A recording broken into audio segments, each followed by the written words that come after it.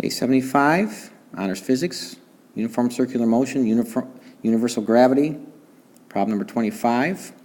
Hopefully you recognize that part A here is the easy part.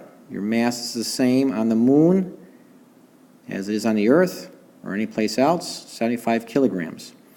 Part B, there's a couple ways of doing it. One way would be to actually figure out all these numbers. You can look in your homework sheet and take 1/81st of the mass of the Earth. I gave you the mass of the Earth on the homework. You can get an actual number for that, and then 3/11ths of the radius of the Earth. Find that from the homework sheet and plug in the actual numbers. Mass of moon, the distance from the surface of the moon to the center of the moon, universal gravitation constant, and your mass, this mass of 75 kilograms.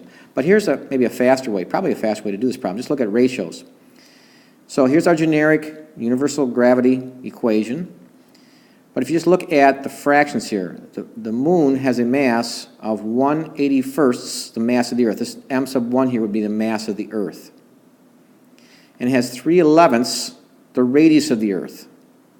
So if I just look at the comparison of what's changed here, the things in blue, the mass of the moon is different than the mass of the Earth, and the radius of the moon is different than the radius of the Earth by that fraction. My mass hasn't changed. The 75 kilogram mass hasn't changed. We also got to pay attention to this square right here. So here's what happens. Just looking at the blue. In the numerator, we have a factor of 1/81. It's just basically a mathematical argument that's faster than actually plugging in all the detailed numbers. But downstairs, we have 3/11ths squared, because that 3/11ths times the radius of the Earth is a factor that's squared. So you have to do 3/11 squared, which would be 9/121. So you have a fraction divided by a fraction, and you simplify that. You're going to multiply by the reciprocal of this fraction. This will be 9/121, because once again, you have to square that.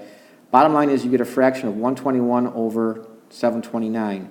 That's the fractional change of your weight on the moon compared to the Earth. In other words, if you take that fraction, you can put it in decimal form if you want, and multiply by the weight on the Earth, the 736 newtons, this number, which comes out to be like 0.166 or 0.167, which is real close to 1/6. In other words, the weight on the moon's surface is about 1/6 the weight on the Earth's surface. It's got the gravitational field strength is about 1/6. So just multiply that fraction times the 736, and you'll find the weight on the moon.